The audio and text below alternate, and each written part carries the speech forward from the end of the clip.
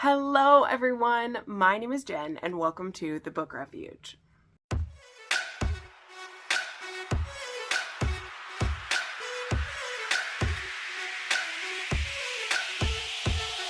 Alright friends, we are in for another supercharged weekly wrap-up. I don't even want to guess how long this one's going to be because I have so many books to talk about.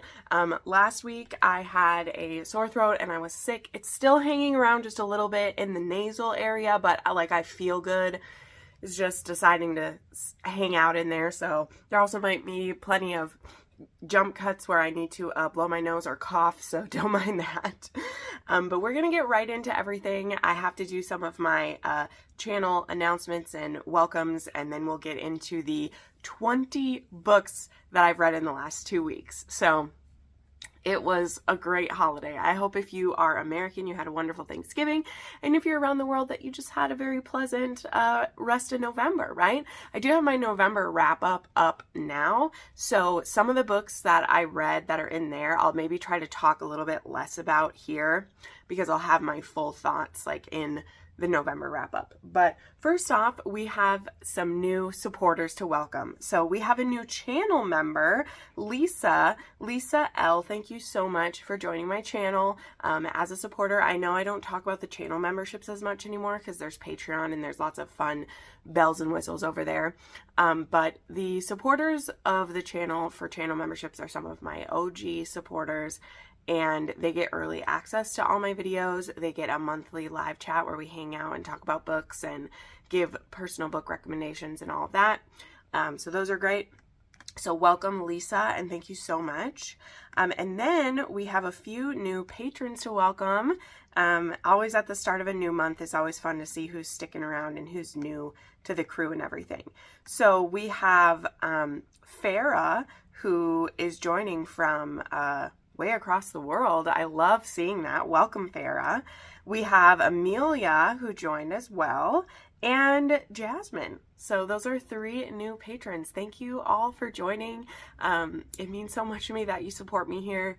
The end of the year, like, if you're part of my patrons and see the vlogs in there, you know that things have been really tough. And so seeing new people always choosing to come in and seeing people stick around, like, it confirms for me that I should be doing this and that I'm not crazy for having like given up all of our options to do this. It definitely helps me feel better.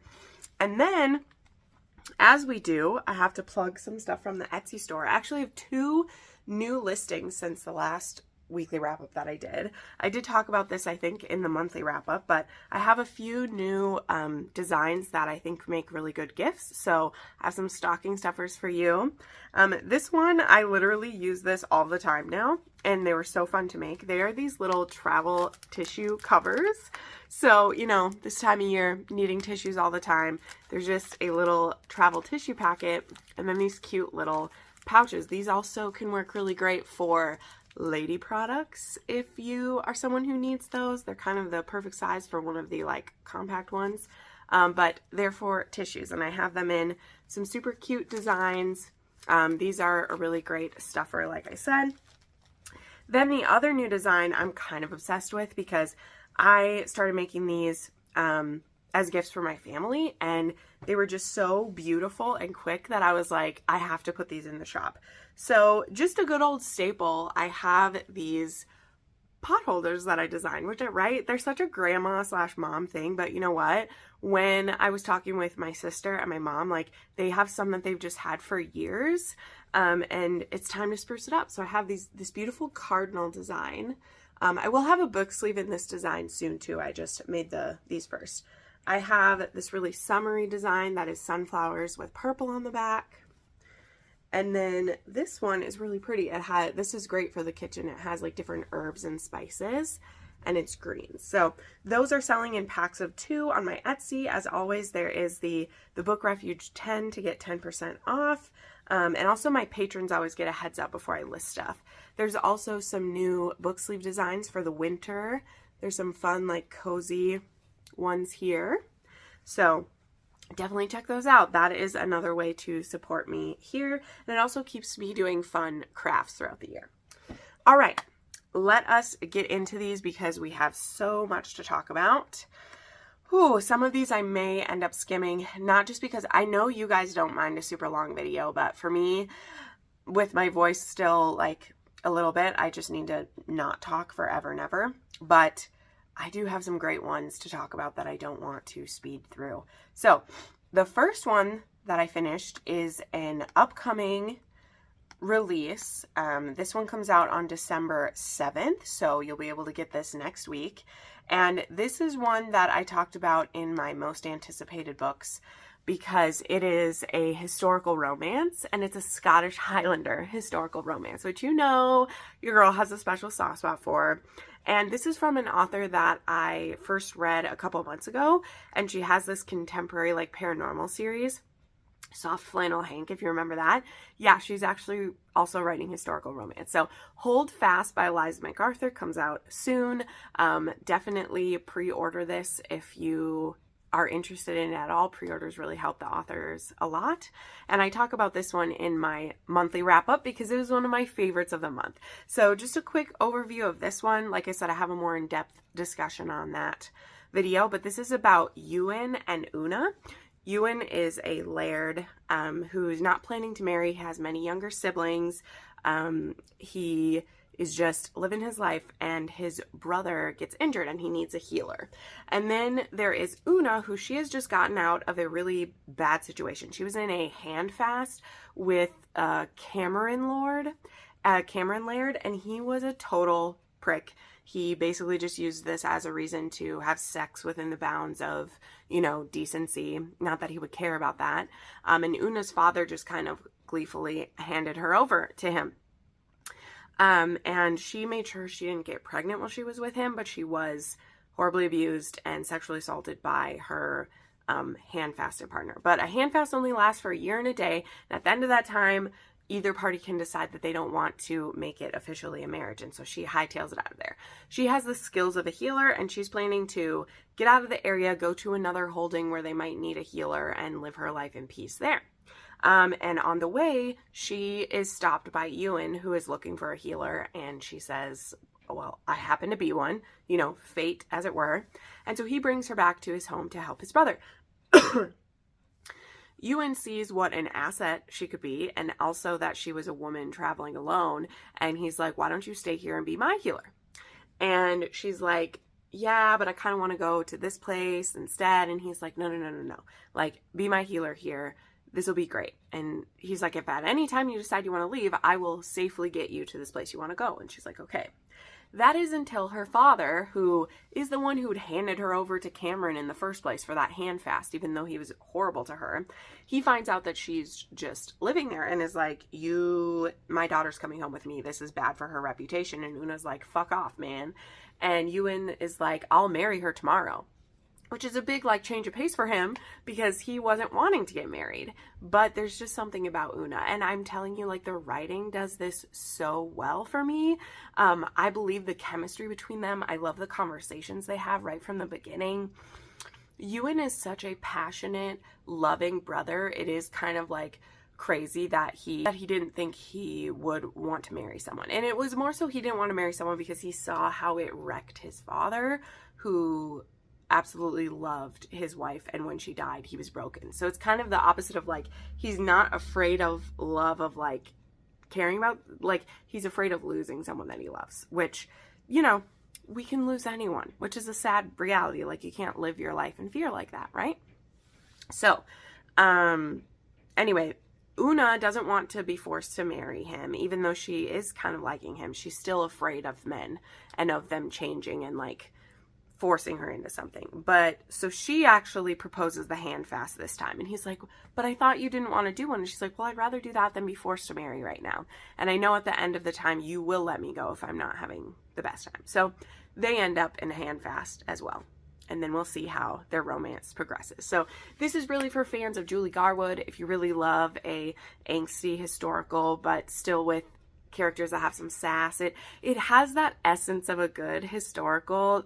You know, if you are a reader of them, you know it has that essence of like a a kind of magic that's in it while still being a little more compelling, like a modern day historical can be. I thought it moved very well.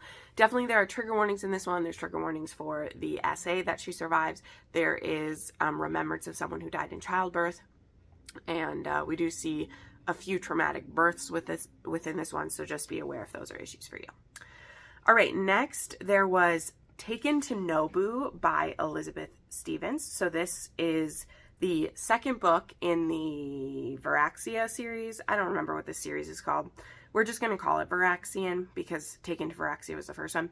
And this one is Kiki and Varaku. And so Kiki, if you read the first one, which you should probably start with the first one because it sets up this world and what's going on. The author actually has a list of like which books you can read out of order.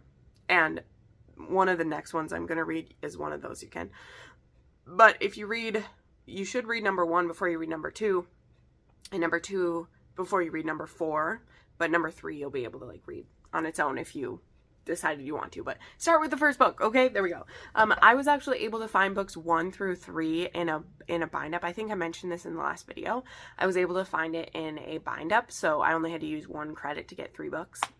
Unfortunately, only the first 3 are out on audio, which makes me sad because I really liked the audiobooks of these. They are duet narration, and I always love that. Is it? Maybe I just lied. Yes, I think it is. Yeah, it's duet narration. It is.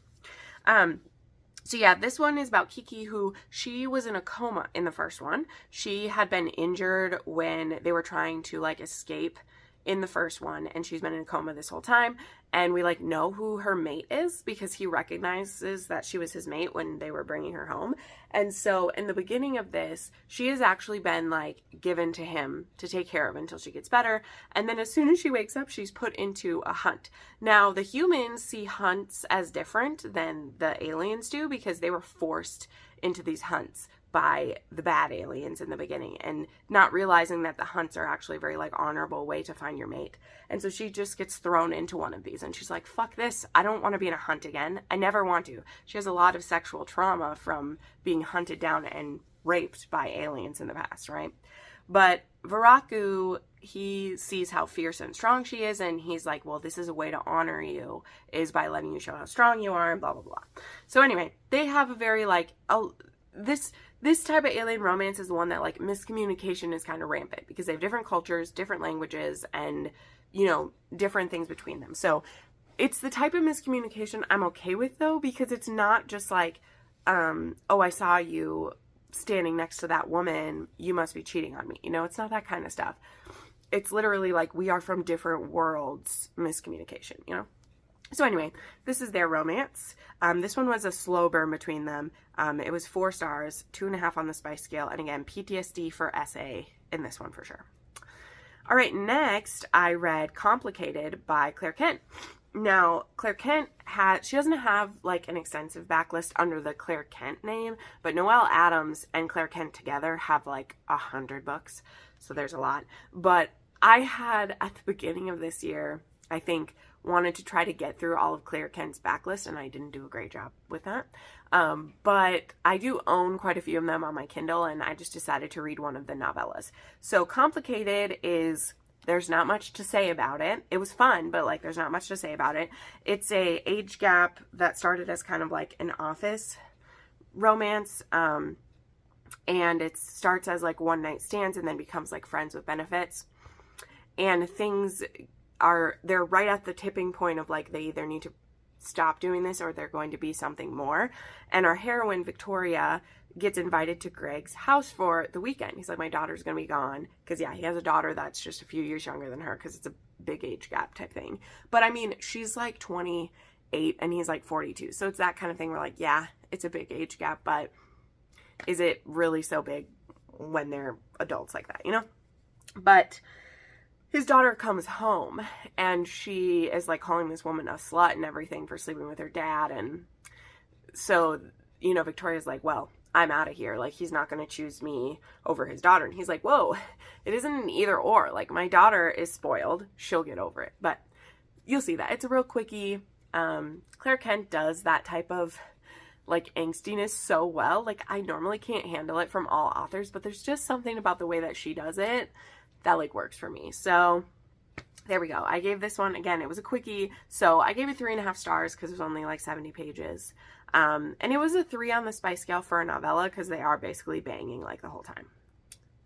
All right, then there is Exiled to Noou, again by Elizabeth Stevens. This one is a novella, and I won't say too much about this one either since it is a novella, but this one is about Jaxel and Lisbel. So Lisbel, she gets in trouble in book 2.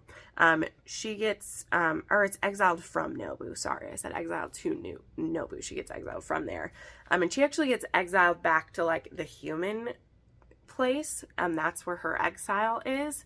And so there's some characters there that we had met in like the first one who were humans we saw there. And instead of being killed, which she caused a lot of trouble in book 2, she was kind of like the other woman drama in that one. She used to be one of the concubines of the Lord before he found his mate. And you just think she's kind of that throwaway other woman drama, but instead she gets given a second chance. And so this one is kind of like the bad girl and then the good guy there. And so it's a human man and an alien. Is he a half alien? See, and now I don't remember. There's a half alien man there too. He might be half alien or he might just be human. I can't remember. But either way, this is just a quick little romance between the two of them. And I actually found it really heartwarming because we see like some of the baggage of like why she was the way she was in that one, you know? We get to see the other side of the other woman, you know?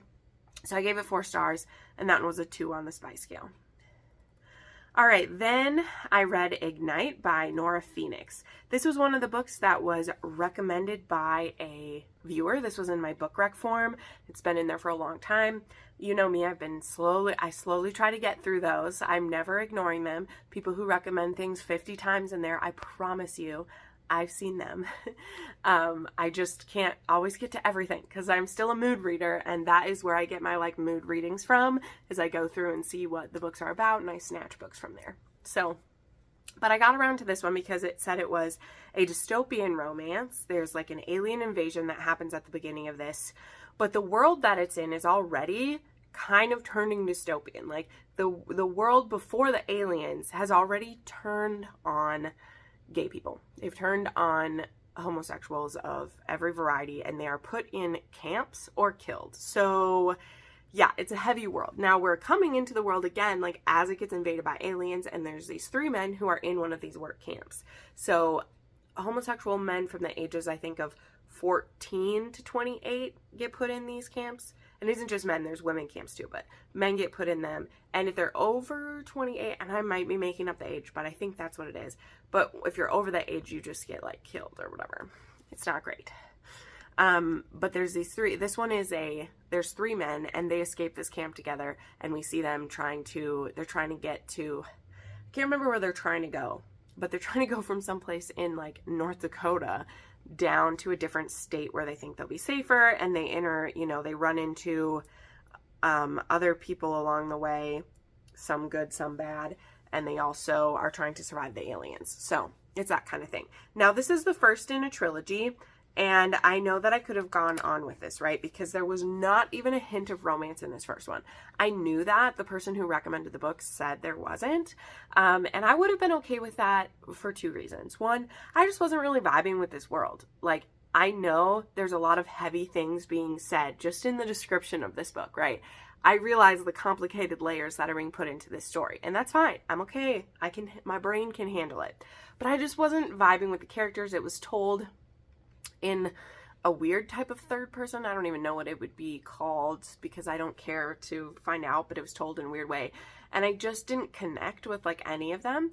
And again, I could have kept going and see if I would, but these books aren't on KU, and they were $4.99 a piece. And I already had bought the first one because I was like, I waited till I had some credits.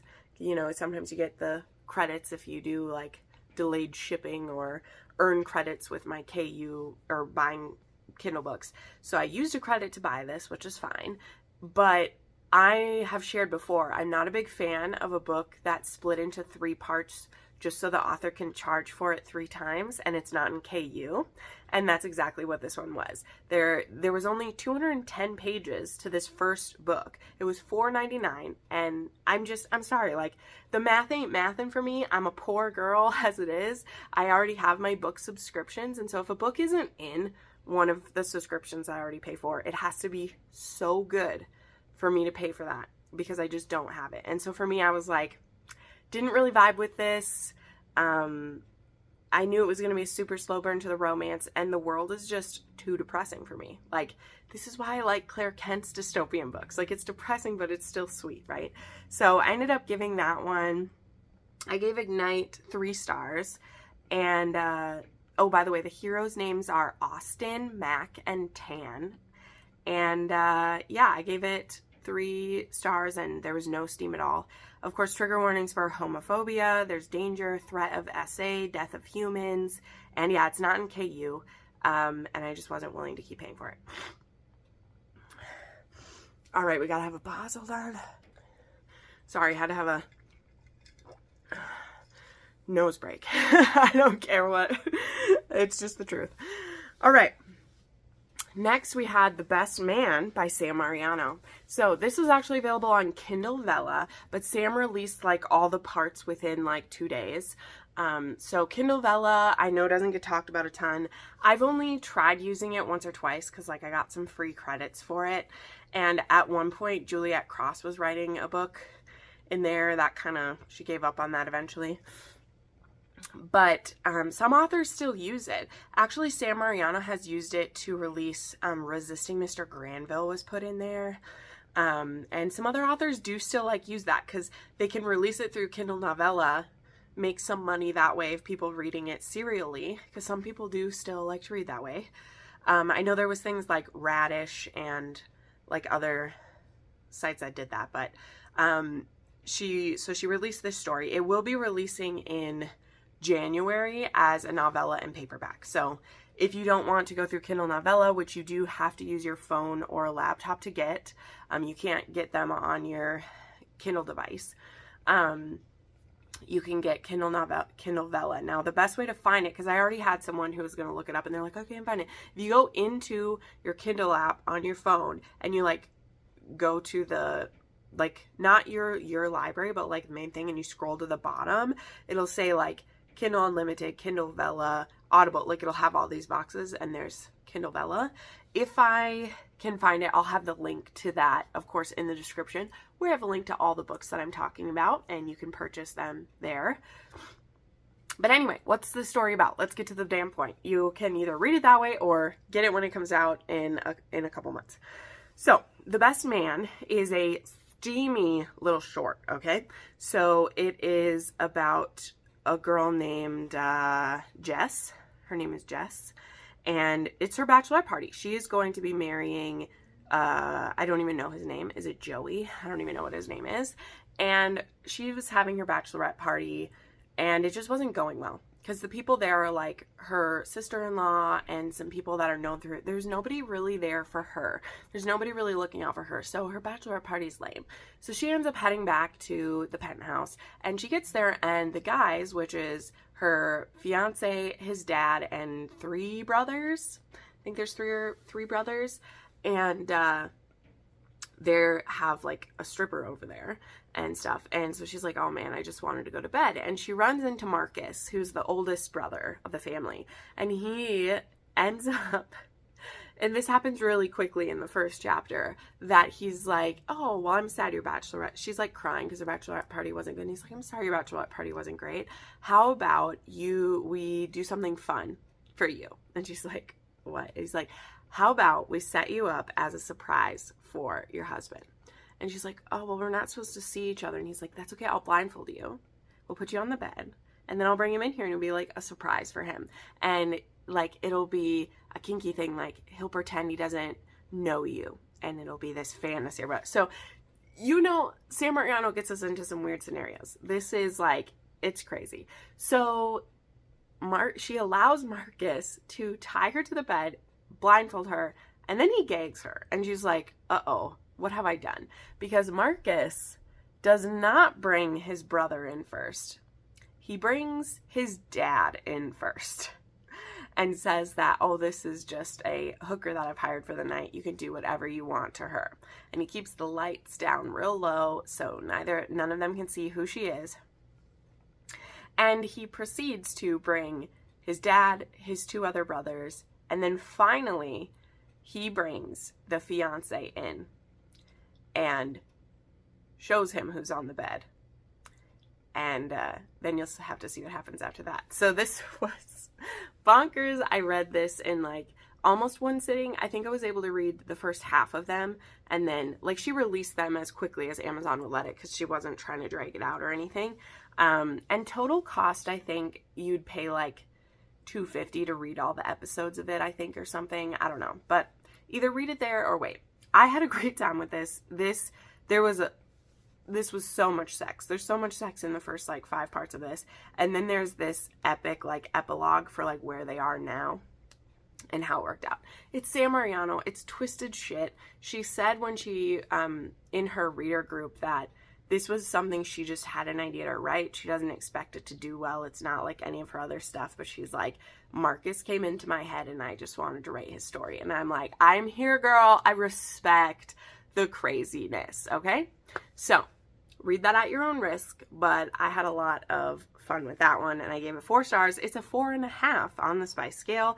There's some sharing, there's anal, DP, DVP, breeding kink, spanking. It has it has a lot in that. And then, yeah, it's very taboo and technically has cheating in it because she, at the beginning of this, is just about to marry somebody else. All right, then we got one of the big ones.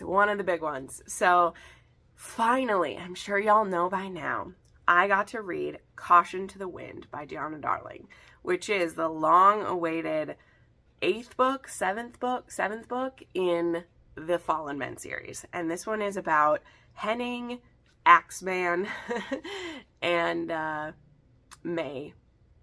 And this is a best friends, stepdad, friends to enemies to lovers, kind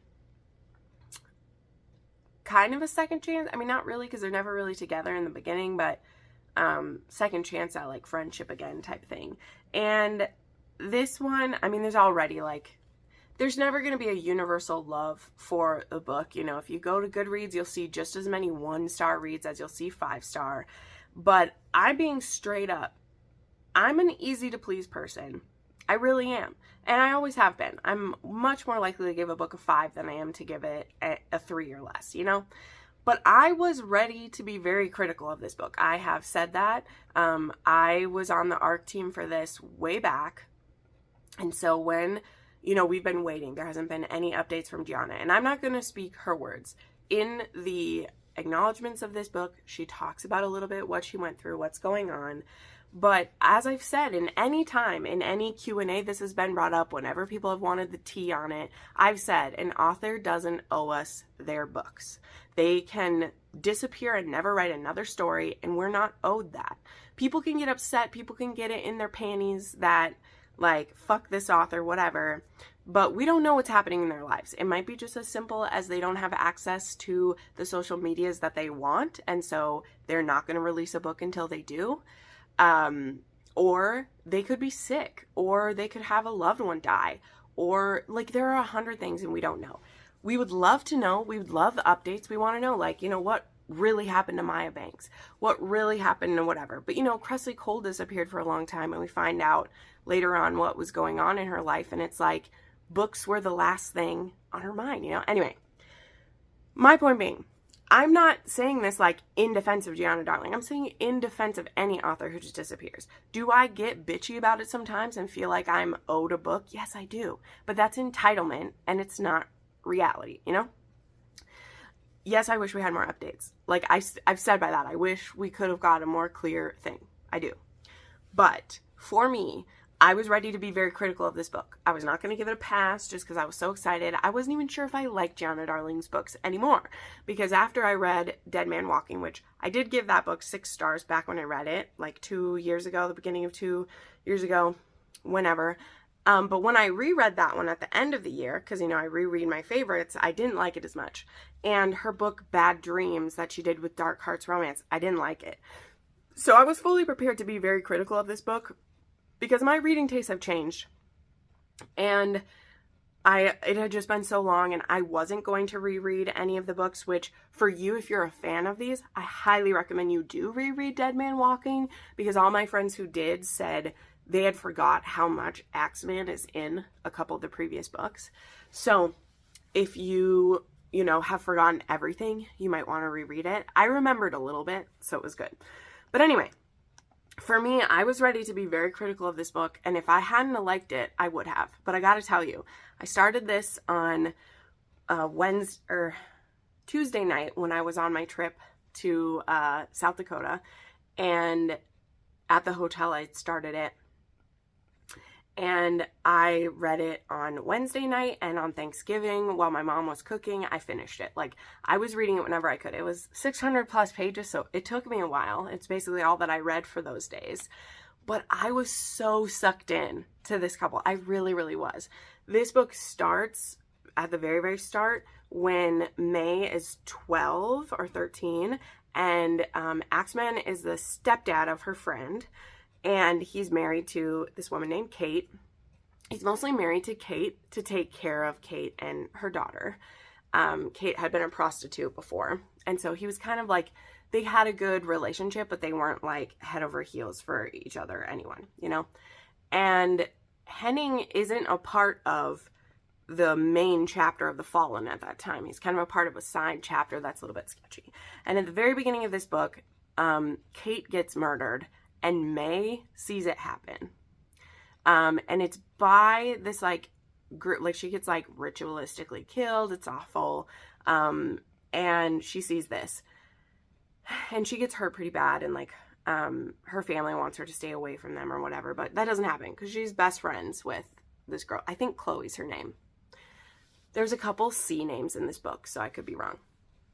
And, sorry, I don't want to take forever talking about this. Speed it up, Jen. But anyway, then it skips ahead a little bit, and May has been trying to find out about who did this to Kate, and Henning is like, stop, don't do this. And there ends up being an event where Kate is looking into this, and it causes stuff to blow up, and it causes a lot of problems. And it leads to Henning going to prison, or jail, prison, and May disappearing from him and Chloe's life. And then we are ahead 6 years, and he absolutely hates her, doesn't want her around him or his daughters, thinks that she betrayed them. And yeah, that might be over the top because she was a 17-year-old when all that went down, but you'll see as you go through it, there's a lot of self-hatred wrapped up in it as well.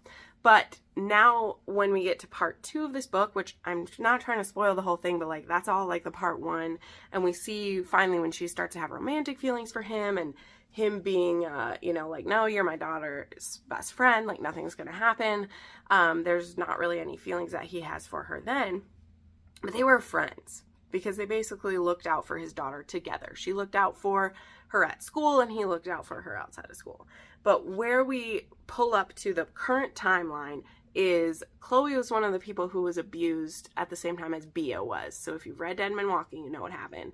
And that causes May to come back to town because she's not going to stay away when her friend's in trouble.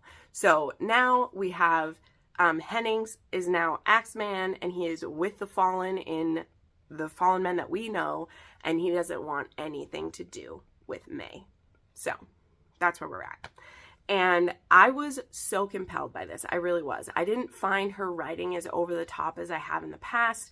I really liked May. I thought she was a great heroine. She was a show, don't tell type of heroine. We see her be badass. She is really badass, in my opinion. And we see her. She's also an artist and graphic novelist, which I liked. She has tattoos all over her body, and she knows how to protect herself, and she's smart. And, you know, and Henning is a very broken man, as you usually are in the biker world. So yeah, I just really liked these two. This was a very slow burn, And it needed to be, like, it needed to be for the type of story it was, but I loved it. And, you know, then once we finally get to the spicy bits, which starts as, like, hate fucking, and this one it does, but these two are completely magnets, and they're very kind of, like, destructive to each other anyway, but they also have a really beautiful relationship because it's based on, like, this friendship they had when they did. So I'll stop gushing now. I ended up giving it 5 stars. I had a good time with this book. I really did. That isn't me being a Gianna Darling stan or, like, fangirl. Like, I honestly am kind of ambivalent to that side of it. I think she's a lovely woman. Very sweet. I've met her one time. I met her one time. I find her to be a lovely woman. So, yeah. But I give it 5 stars. For me, I think it might be my favorite in the series because, as I said, I'm hesitant to reread some of the older ones because I don't think I'd like them as much now as I did then. So currently this one is, like, my favorite. And one of the things she does say in those acknowledgments, if you read them, is that she was not idle during her year off. She might have been silent to us, but she wrote 4 books while she was gone. So we will have plenty of releases next year. You know, she's here to make up for that time. So I'm excited for that. So what other things do we need to say about this one? Okay, so I gave it 5 stars. I ended up giving it a 4.5 on the spice scale because there wasn't any spice, and then there was some good spice. Like, it was really good. And we had some spanking and some biting. They like to bite each other a lot. They like to mark each other. There's tattooing and hate fucking, and it was great. Lots of trigger warnings, though. There is death of a spouse, torture, harm to a child, forced institutionalization, which somehow was a theme for me in the last 2 weeks. We'll get to that. And yeah, ritual killings, too. All right, then there was Taken to Sasor, which is the 3rd book. This is the one I said you could read this one as a standalone if you want to, but again, it's only the 3rd one, so I don't know why you'd, like, jump around. But this one is about Mien, M-I-E-N, and Noou. Try to pronounce that one. And this one is on, like, a different planet, and these aliens, they can turn into snakes. It's called something, I can't remember what their being is called, but they can, like, turn into these kind of, like, snake monsters. It's pretty crazy. And there are some humans that are taken as slaves in these. So these bands of aliens are kind of like barbarian tribes. That's how I saw them. Whereas in, like, the other one, they're more of, like, they have a better, like, kind of monarchy. So there's, like, these heads of these different, it reminded me of the Horde Kings in a little bit. There we go. And so they'll, like, raid other groups and, like, take their slaves or take their stuff from them. And Mien gets taken by Noou, and he doesn't understand why he can't just leave her with the other slaves. And it's because they're fated mates. So we see how that goes. And I'm skipping past that one because I'm very excited to talk about the next book. But I gave this one 4 stars. It was a 3 on the spice scale. This was an extremely slow burn as well. And it's one of those with the miscommunication where you do kind of want to bang your head against the wall, but it's still understandable because of who they are, as I have said, you know? So I gave that one 4 stars. It's a 3 on the spice scale. And yes, slavery and attempted essay are in this one. So next, we have my favorite book of November. I've already been gushing about this one everywhere, so you've probably heard. This is another upcoming release. This is P.S. You're Intolerable by Julia Wolfe. This is the 3rd book in The Harder They Fall. This is a billionaire romance. It's an orphan romance. It's a single mom romance. Grumpy sunshine. Super stoic hero. It becomes like a roommate situation as well. It has all this stuff. The single mom aspect is she's pregnant in the beginning of this book. And then this is like a newborn single mom. So in the beginning of this book, Catherine is living with her friend who is the baby daddy. She is 9 weeks pregnant. They were just friends who are going to be flipping a house together. And they had a night of celebration. Need to wet my whistle here. And they ended up getting pregnant. And so they're not, like, together, but he's going to be there to support her. Or so he says. And Catherine needs a job to kind of help them as they, like, she just needs a job now because she's sunk most of her money into this house flip. So she gets a job working for Elliot at Levi Holdings. I think it's called Levi Holdings, or Levi Development. I don't know, whatever. Levy, not Levi. Elliot is, of course, Elise's older brother. He's the one who like helps her get out of her crappy situation and gets her a job with his friend in that one. So Elliot needs a new executive assistant, and Catherine ends up getting the job. And this is a like slow burn between these two. He doesn't even know she's pregnant for the first good chunk of the book. And by the time he figures it out, he is like just kind of stunned by it. I don't know. There's not anything else to say about that, you know? And we see these little hints of how obsessed he's becoming with her and the nice things he's doing for her. And it really kind of all spills over once she's had the baby and she's on maternity leave. And he hates his current assistant that's taken over for her, and he can't wait for her to get back. So he goes to her house and he's like, when are you coming back? I want you back. And she is in a complete mess. The baby daddy is now gone. He went back to Australia, which is where he's from. He stole money from her. He didn't pay the contractors to finish the house, so she's living in an unfinished home with her newborn baby. She is tired and all the other stuff that comes with that, and she doesn't know what she's going to do. She's in so much debt and in trouble and doesn't know what to do. And when Elliot shows up to speak with her, he sees it, and in a way with like so much compassion, right? Like, and not to make her feel guilty or to make her feel, you know, ashamed, he invites her to live in his home because he has a mansion, and he's like, I have lots of rooms and there's a safe place for you and your baby. He's like, I can't leave you here, Catherine, just until you can figure out what to do with this house. And so she's like, okay, just for a little bit. So she moves into his home and we go from there. So this book, I adored it with my whole heart and soul. It is probably going to be in my top 10 of the year. I love that it squeezed its way in at this point. And it was just so beautiful. It was a slow burn. I love it's not his baby, like when she's pregnant scenario. And we don't see him like interacting with her too much while she's still pregnant, because he doesn't even like find out she's pregnant until later. She has a curvy heroine, so she doesn't even really show until she's at like 6 months or so. And it takes someone else pointing out that she's pregnant for him to know. But Elliot has secret depths of care. He is a carer. And, you know, besides the fact that he's starting to fall for Catherine, he 100%, 1000% falls for her baby when her and her baby move into his home. So this is the type of romance where like he was falling for her already, but he was keeping very strict lines. When he hired her, he thought she had a boyfriend because she said she was living with someone. And so he thought he was safe hiring someone who had a partner. But now like she doesn't have one, and he is just wowed by her. And so it becomes harder and harder for him to like stay away from her. And now she's living in his home. And she's seeing him cuddle with her baby and feed the baby while she's eating, and doing all of these like simple, like basic things, but also things that the baby's own dad isn't there to do. And Elliot has just swept in like the best Prince Charming in patent leather shoes you've ever seen, you know?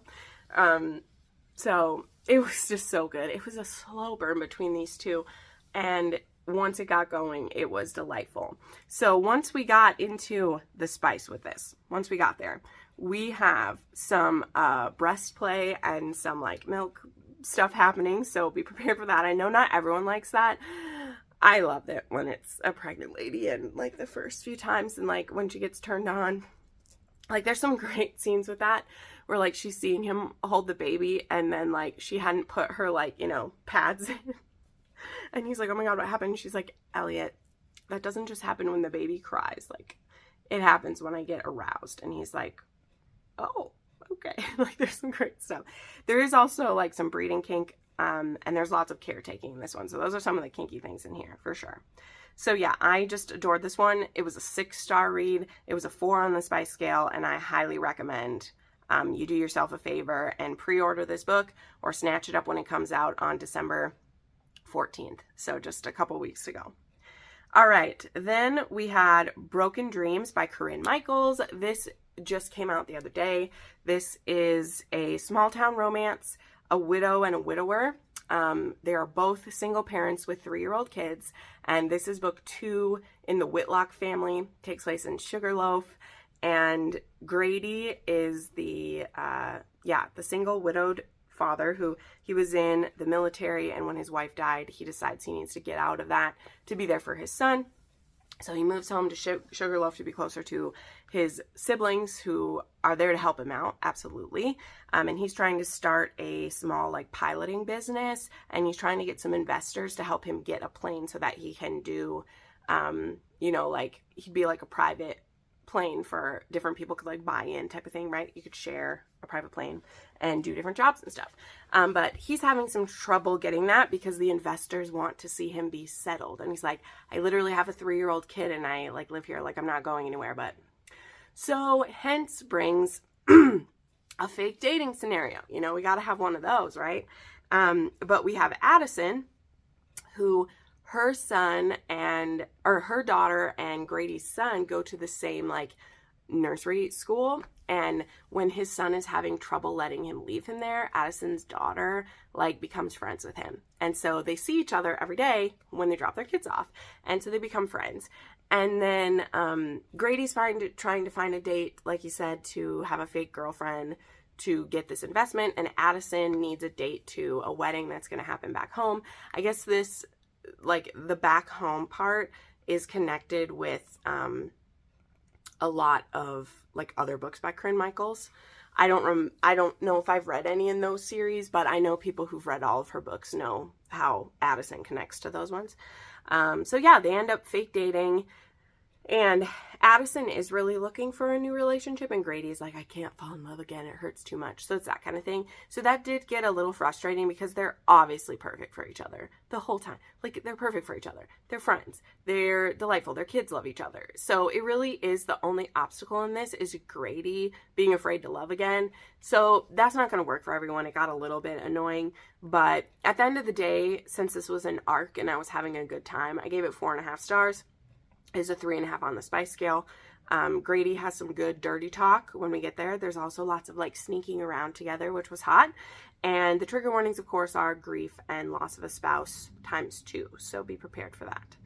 All right, then I listened to King by S.J. Tilley. It's crazy to me how much this series is just like popping off right now. I was just talking with a friend who's reading the series too. These books are not my like favorite in the world, but they're really fun to me.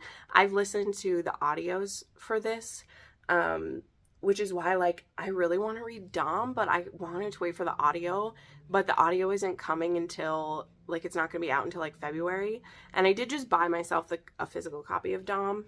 It's going to be here soon, so I might end up reading it before then. We'll see, because Hans is coming out, and you find out about Hans in this one, and it kind of read me a bit. Anyway, I also love the series because it takes place kind of locally to me. It takes place in Minneapolis, which I used to live closer to that anyway.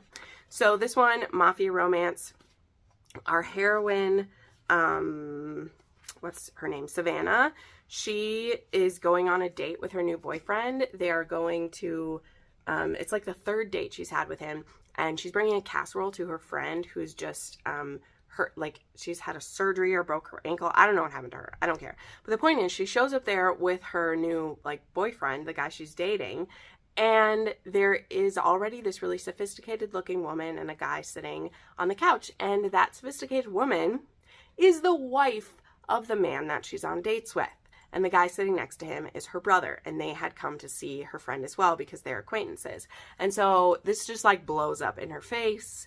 And she's like, oh my God. But she'd only went on 3 dates with this guy. She hadn't slept with him yet. So it's not like she's super connected with him. But it's super awkward. So after this date, she ends up going to his house because she needs to pick up her car because he just ditched her there, as well as a few things that are like at his apartment, which it turns out this apartment is his fuck pad. It's his like this second home that he has to fuck girls at.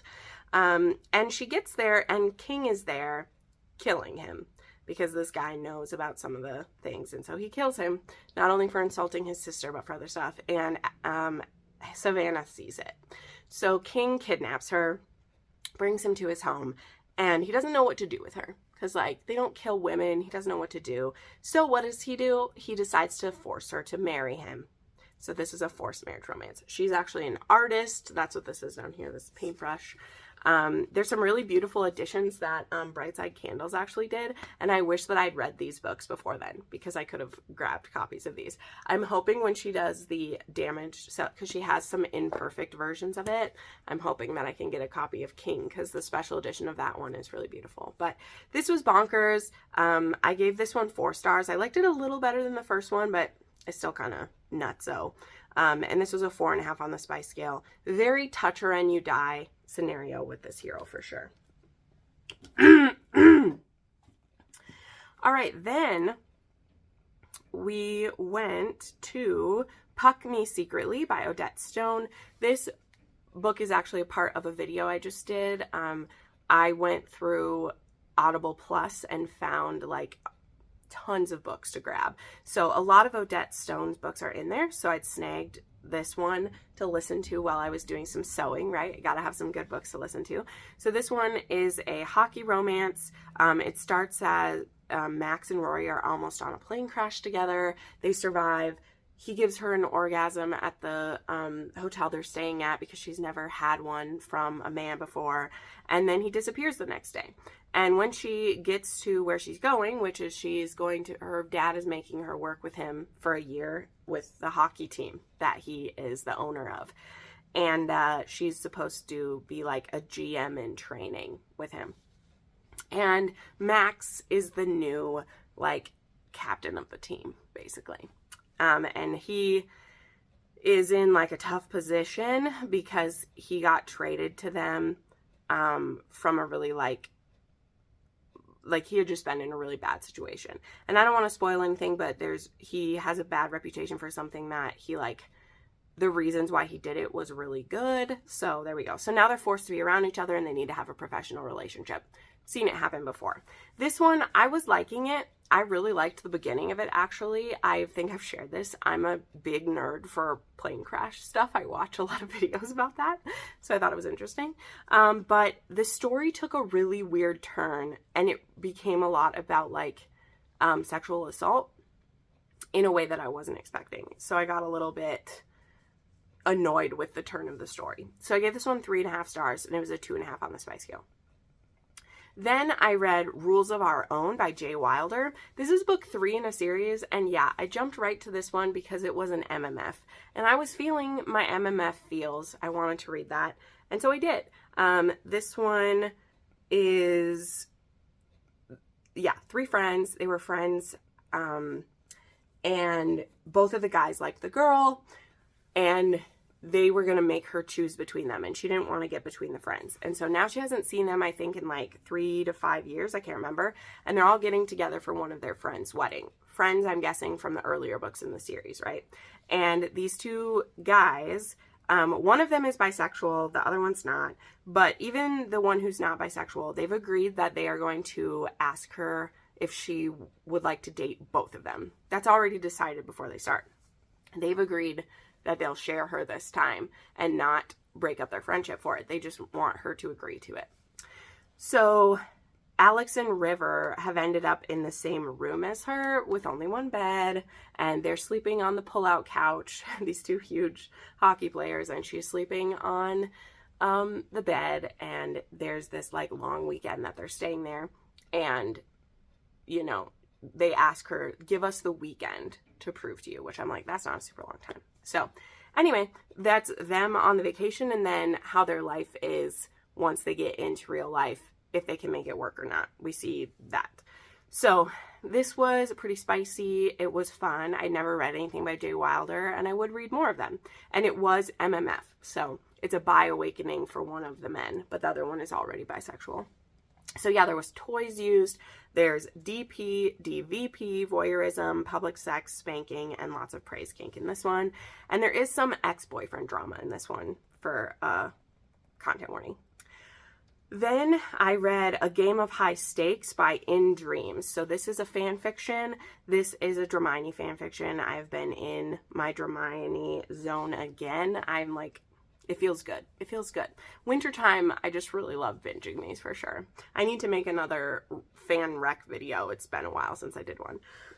This one I've been working on basically all month because it's really long. This one is over 1,000 pages. it's a hefty one. This one is a wartime fic, and it starts out with both Draco and Hermione are assigned to like kill each other, like on opposing sides.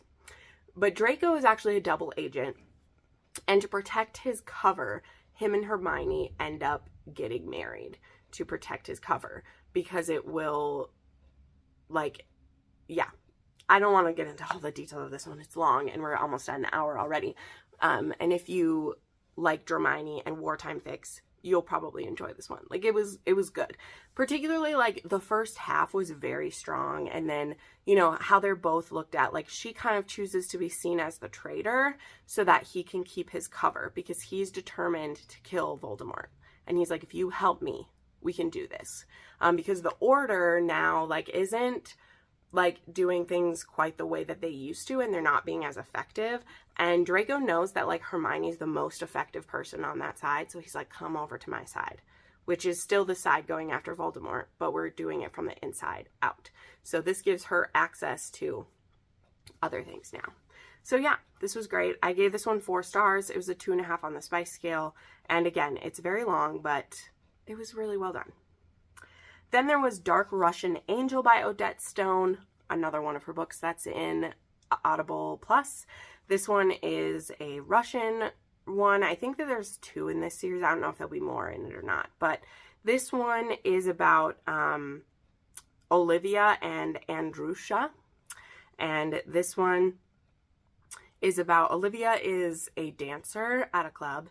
And she sees something that she shouldn't see, and so she's actually in protective custody. And this book actually begins with, like, she's in protective custody, and Andrusha is kind of, like, watching out, because she saw against a different mob boss, he's the one she'd be testifying against.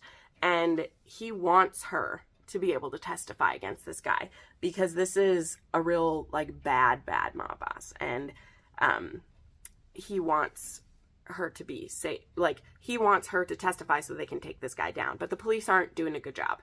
So he ends up having to, like, save her from getting taken when the police aren't doing a good job. And he offers to look out for her. And she's like, I don't trust you. You're also part of this stuff. I don't want to be here. And so he lets her go back. And then she immediately almost gets taken again. So he finally is like, I'm going to keep you safe. Stay with me. The police can't protect you. So this whole book is that bad dude trying to take her, and them trying to make sure she makes it to trial. And there's a slow burn between them. And then I really started to notice that, like, Odette Stone does a very slow burn, at least in the 3 I've read, because yeah, I have one more to talk about with her. And that's okay with me because of the phase of what I'm in right now, but it might not be for all of you, because there was so many almost between these two. I was ready to pull my hair out, right? I don't mind a slow burn now. I'm okay if we take our time to get to the spice. But I was pulling my hair out, y'all, because it just took forever. But it was a more unique one. I love when I get some of that. So it was a good time. I gave this one 3.5 stars, and it was a 2.5 on the spice scale. Okay, and then there was Cybersex by Sweet Sorrows. And this is a Dramini that I've had on my Kindle for ages, because this is one that Tiffany from Tiff Talks Pages really likes. And I've just been wanting to read it. This one is like a modern world AU kind of. So there's no magic in this one. But Draco and Hermione are both college students. And Hermione has an OnlyFans. And Draco has found it. Now, he doesn't, like, he doesn't know Hermione yet, type of thing. Like, he doesn't know her. But he's found her OnlyFans. And he is a big fan there. He watches her all the time. She does a lot of just, like, reading in her panties. And so he really loves her voice. He loves listening to her read to him. And he tips her very well. Then he goes to one of his science labs, and she is his lab partner. And because he loves listening to her talk so much, he has this almost Pavlovian response to her voice and starts getting a hard-on right there in class. So things get a bit awkward for him. And he's a bit rude to her in person, because at first he doesn't know how to act when he's just faced with her. And he's like, oh my God, brain short-circuiting, doesn't know how to handle it, right? But it ends up being really great when Theo finally, I think it's Theo, it might be Blaze. I don't know which one it was in this one. He just blurts it out to her and is like, yeah, he's this person that watches you. And she actually takes it very well, shall we say. She takes it very well. So, good times. I gave this one 4 stars, and it's a 4.5 on the spice scale. We get pegging in this one. There's voyeurism, orgasm control, toys, and switching. They each take turns being on top in this one. So I thoroughly enjoyed myself with that one. It was really good. But it was a porn fic, so be prepared. All right, then there was Home Game by Odette Stone. This one was book 2 in the I don't even know what the series name. I don't remember now. It's not the Vancouver Wolves. That's something else. Is it? Maybe it is the Vancouver Wolves. Is that who they are? I don't know. So this one, I really liked this one. I remember when this one was going around the town earlier this year too. So this one is about Ryan, who he just got traded to the team, and he got traded based on a bet basically. And this is a team where he also had like knocked someone out, and the dude now has had to like give up his hockey career. So this team like does not like him, and he's really the odd man out. And he ends up getting made co-captain. And that puts him in like even more in the crosshairs actually. It's kind of interesting how that works out. So he's kind of struggling to find his place with there. But then we have Zoe, who is actually a homeless woman. She's 20, Ryan is 26. And they actually meet at a coffee shop when he's trying to work on his expenses, which, hey y'all, that's me. I just did that at the coffee shop the other day. And he's having trouble. And she happens to like see him being all frustrated. And so she asks what's up. And she's like, oh my God, here, just do this. And he's like, could I pay you to type all that in for me and get this set up? And he's like, I mean, sure. And so she's like, could you pay me $40? And he's like, yeah, do it. So she ends up getting it all straightened up for him. But now she's like, I need to go. And he's like, well, I'll give you a ride wherever you need to go. And so he takes her to this place, and it ends up being a homeless shelter, and it's too late. The door's already been closed. So she has no place to stay tonight. And Ryan feels really guilty about that, and he's like, well, come stay at my place, which is a really scary scenario for Zoe to start, but he's been so nice. She decides to risk it because she really doesn't want to sleep outside tonight. It'll be dangerous. And the next morning, he takes her to her job, and that's it. But he gives her his card because he's like, please call me if you need anything. Thank you for helping me. And she's like, whatever. Now, 2 weeks later, she ends up getting attacked in the rain outside. And is she in the rain that night? Maybe not. Whatever. She gets attacked and gets knocked out, actually, and really hurt because a man tries to assault her and he beats her. And so someone sees it and chases the guy away and takes her to the hospital. Now, she doesn't have any ID, and so the hospital doesn't know who she is. And they call the number in her pocket. And so Ryan is like, oh my God, I don't know anything about her, but I will come and be there for her. And when she's getting out of the hospital next day, he asks her to come stay with him in his guest room because he's like, you'll save money living with me. It'll be a safe, warm place. Come stay with me. And she's like, what do you want me to do for it? Just let me know. And he's like, no, you don't have to give me a blowjob to stay in my house.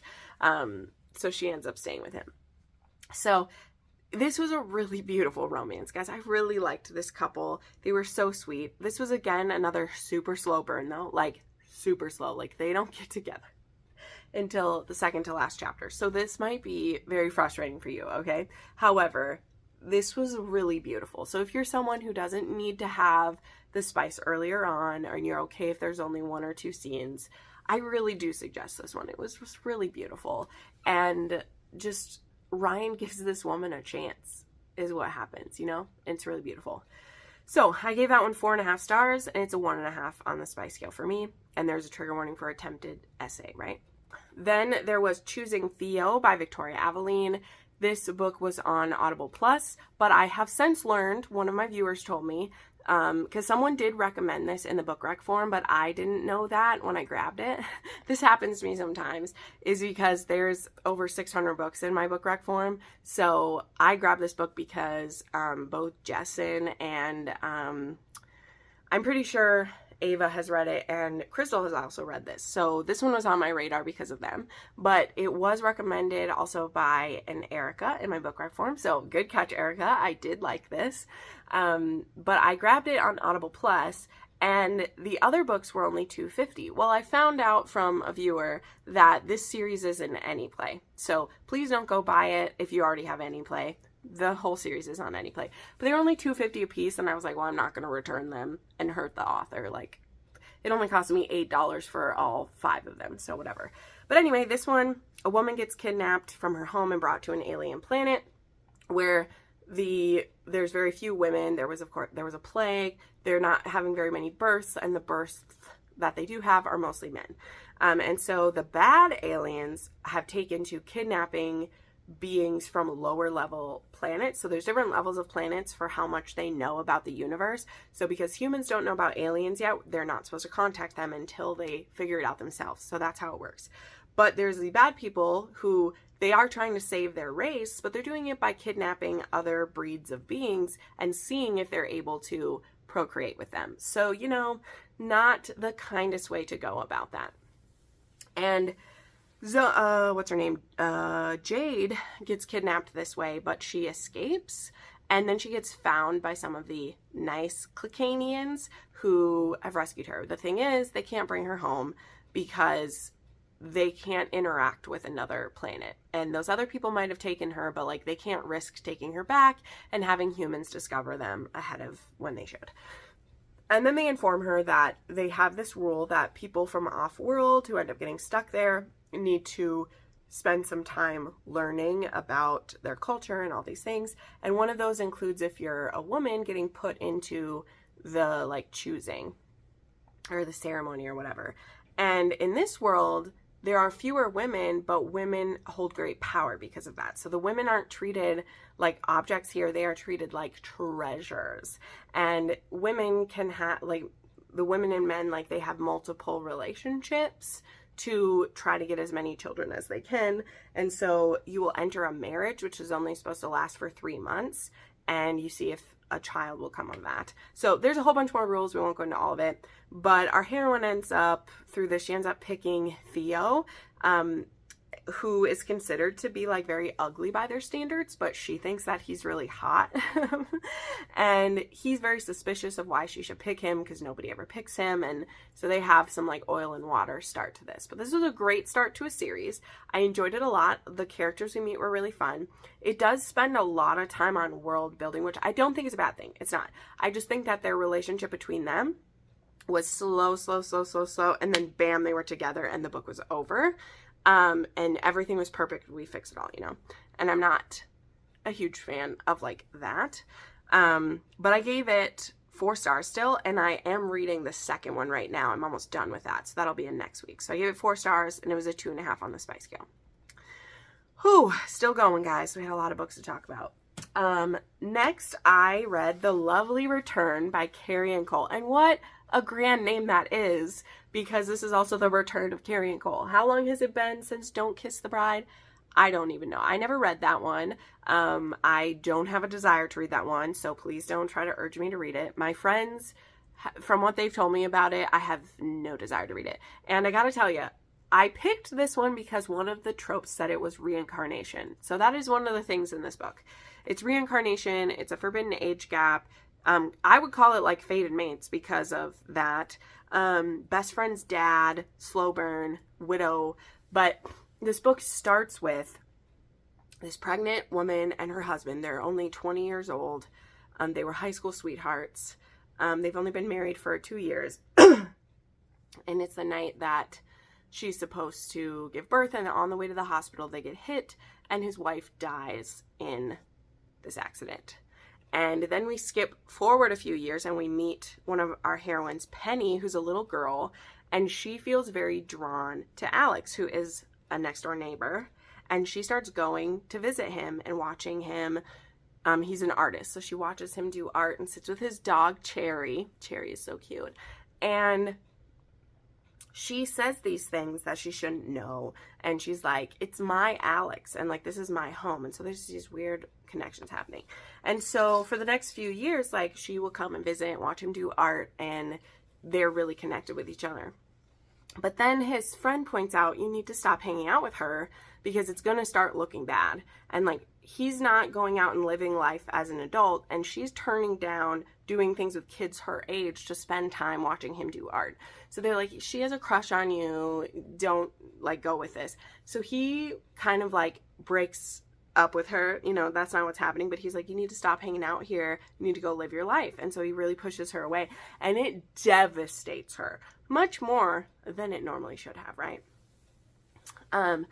So she's for the most part kind of stopped talking about all of these like things that she knows that she shouldn't know, and has kind of like stopped doing that. But then something happens. When she is 17, there's a new girl at school whose name is Lily, and she is Alex's daughter. So yeah, I'm not going to like discuss any more of that parts of it, because this is a book that a lot of the stuff is best if you just experience it. But that, me explaining that explains like the tropes in this book, right? Because it's best friend's dad, because yes, Penny and Lily becomes friends. It's taboo. It is a really big age gap, and it is like very slow burn romance, right? And it needs to be. So now I'm going to talk about kind of a spoiler because it's one of the triggers. And if you love Carrie Ann Cole, if you like the kind of angst that she does, this book is great. In my review, I talk about that, like, the slow burn of this romance, I think was perfectly paced, even for how big the age gap is. I never felt like it was creepy. I know that's so weird, but the way that she wrote this, I felt like they had a real connection. Now, again, part of that does have to do with the reincarnation that we don't fully know all about when we're reading this, you know, but I really believed it, and I was just so sucked in, and I wanted to know how this was going to work out. So I thought the writing was great. It was very addictive. I was just like blowing through this story. And like, if I liked gut-wrenching angst a little bit more, this would have been over the top, right? So I'm going to tell you a couple of the triggers, but then I'm going to put up a spoiler warning, because this is one of the trigger warnings that, like, it really tells what the third act is, and I don't want to ruin it for you. So some of the trigger warnings are, there's death of a pet. It's a peaceful one. There's mental health, death of a spouse. Those ones are the ones that are kind of just like, they're there in the description that those happen, except for the pet death. But now, the third act of this, and the trigger warning that I wish had been written down, but like, I know why she didn't, because it's not a trigger warning for everyone. You know, you'll see. It's one of those that, like, this isn't going to be an issue for everybody, but it is personally one of my biggest fears. I only have 2 of them, and this is one of them. Okay, so spoiler warning. There is forced institutionalization that happens in this one. Now, I said earlier when we were talking about Caution in the Wind, how that's a thing for me. That one didn't like trigger me because it's more like glossed over in that one, and we don't dwell on it, and it's in the past. We in a present time see her going through being forced into this when her memories of being oh wow, I can't remember her name, Brianna, because this is a reincarnation story, and when she is finally starting to really feel in love with Al, like, they are now at the points where, like, there is sexy things happening with them and they're in love, she no longer has like a divide anymore, and it like comes together, and it causes like a mental break to happen. And her parents, who've always thought she was a little weird, they rip her away from Alex, and they have, like, the doctors think that she's like schizophrenic because she's, you know, having these memories that aren't hers and feeling stuff, and they drug her and put her in an institution. And Alex, like, has no choice. He has no way to get to her because he still has his daughter, and then another thing that's a spoiler, I won't say that, he's dealing with. But this goes on with her being drugged and kept there for years. And then after that, there is her then being too ashamed to like go see him after it. So anyway, that's enough like details of this. I don't want to spoil the whole thing, but for me, the angst that came with that institutionalization, and it was too much. Like I had to skim lots of it, and we just kept like, you know, you guys know I hate time jumps as it is. And I was okay with the earlier ones because we needed to get her to a certain age. But those time jumps in that third act, if you look at my Goodreads updates, I literally say this book is tanking chapter by chapter. And that's what was doing it for me. Again, I'm not saying that makes this book awful. I think that Carrie and Cole shared the angst that she wanted to share. That's what she wanted to put you through. That's where it went. And the people who love that kind of story, they're going to eat this up. And when they have their HEA, when it's finally like played out and done, it's beautiful. It's beautiful. Like there's a complete like full circle redemption to what they had to go through before. But I don't know then how I feel about either romance. And I was talking with Jessin about this, which Jessin isn't, I mean, not to speak for her, but she told me she's not too interested in reading this one. So we talked through what I was thinking, and she explained to me why she doesn't like reincarnation, which makes sense, because it makes you feel like one of the relationships wasn't actually strong enough, because either you loved who the person was before, or like the person who they are now. Do you love them because they're like that person, or do you love them for like who they are, but yet they're never fully that person? They're always going to be different somehow because they have different lived experiences. So she said it can kind of cheapen both romances to have that. And I'm not saying I necessarily felt that in this one. I think Alex loves Penny for her, but she wouldn't have been so fascinated with this older man if he wasn't hurt. You know what I mean? So I don't know. Anyway, this video is way too long. Holy shit. But yeah, I gave it 4 stars. It was beautiful. But I remembered why I don't read Carrie and Cole, because it hurts. It hurts me, and I'm a baby. Okay, last book, real quick, wrap it up. I reread Brutal Prince. I was annotating this to send to someone who bought one of my annotated books, and I realized that I didn't have one of my copies annotated for this. So I revisited Ada and Callum, you know, the big old start to the Brutal Birthright series. Absolutely loved it. Gotta love, of course, to like Lena's illustrations. So this was wonderful. 4 stars, or 5 stars, all the good times. So there we go. All right, that is my mega double week wrap up. Holy crap, this might be the longest one yet. Please, if you stuck around this long, give this video a thumbs up. Make sure you subscribe to the channel. If you want to see more about all the books that I've read this year, check out my playlist up here. If you're interested in checking out the Etsy shop, there is a link and a discount code down below. If you're interested in Brightside candles and the lovely Christmas collection, I also have links to that down below. Thank you so much for watching, friends, and we will see you next time. Bye.